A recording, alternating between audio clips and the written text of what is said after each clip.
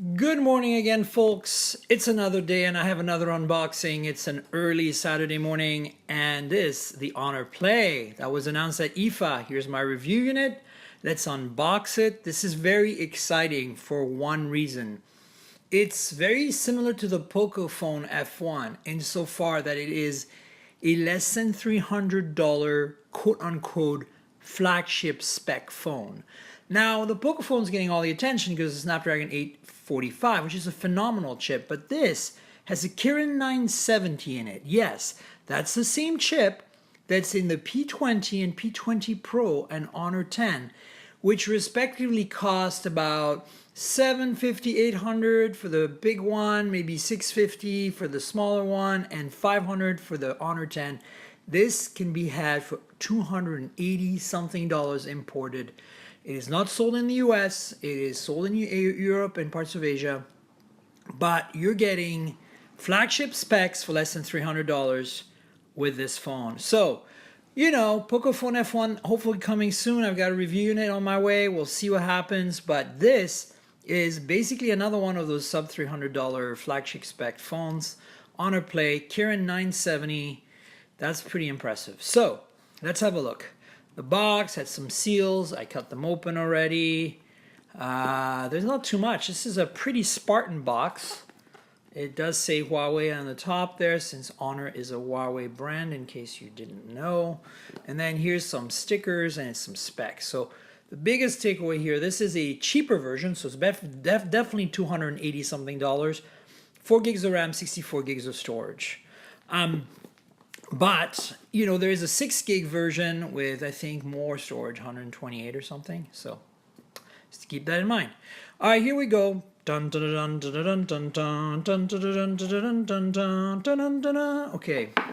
I was not going to do the Rocky theme, I swear. So that's the phone. Ooh, I like this plastic. It's got texture to it. So there it is. I'm going to pull it out of its little package here and... wow, that's a lot of stickers in the back. So, despite the shiny appearance, this is an aluminum unibody phone. It's just got a lot of stickers in the back. You can see old school antenna bands through the aluminum here. So, that's one way they cut corners and cheapened out. But unlike the Pocophone F1, this is aluminum unibody, not plastic.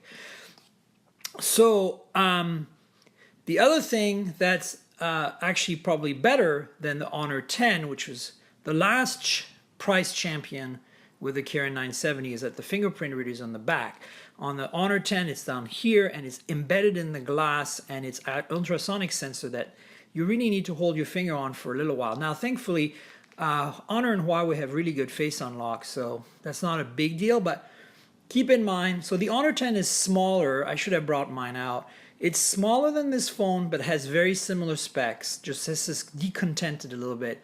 But in some ways better, because fingerprint reader in the back. Of course, there's a headphone jack. The Honor 10 also has a headphone jack. Keep in mind the P20 and P20 Pro do not have headphone jacks.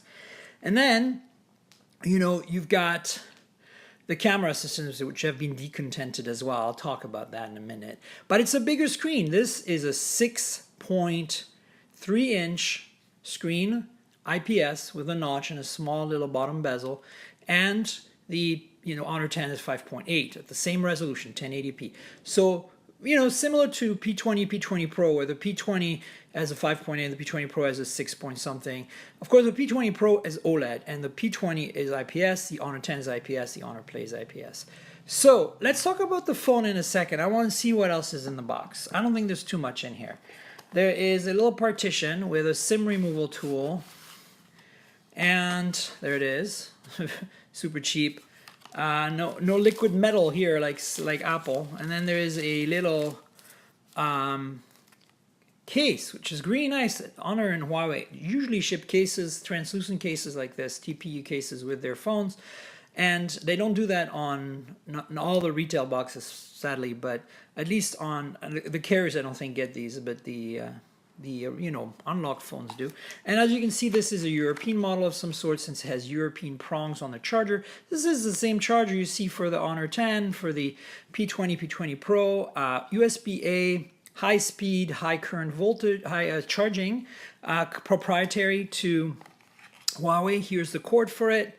USB Type A on one side, USB Type C on the other side. This is a special cable, so if you want to get fast charging, you have to use this brick with this cable and that phone.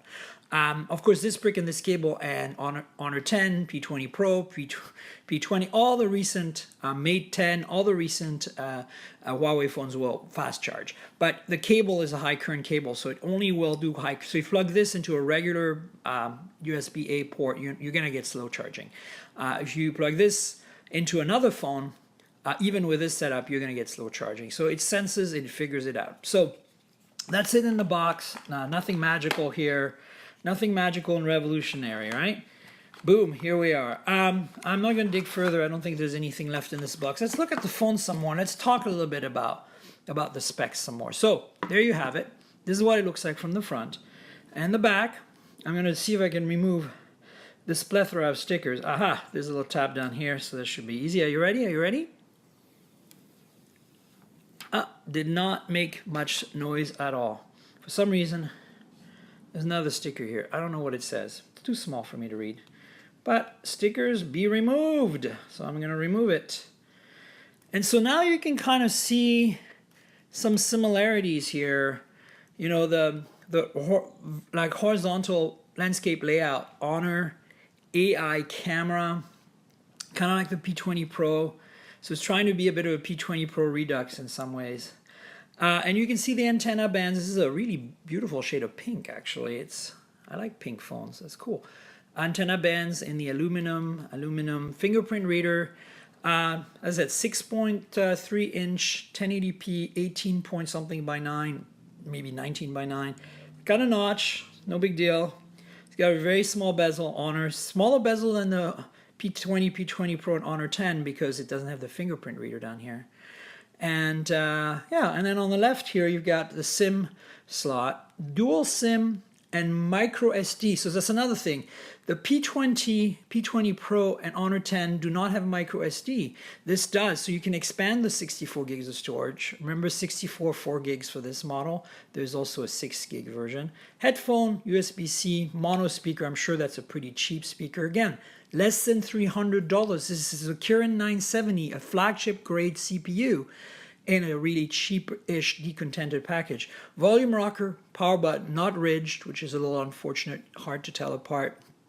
It's pretty thin. It's thinner than the Honor 10 actually by a little bit. It's like 1 millimeter thinner or something. Secondary mic up here, nothing else. So let's talk about the cameras because that's another area that's been decontented. We're still going to get the AI camera from Huawei, from Honor. So a lot of the AI features you're used to on the P20 are probably going to exist. I'm hoping that the super crazy night mode exists on this phone.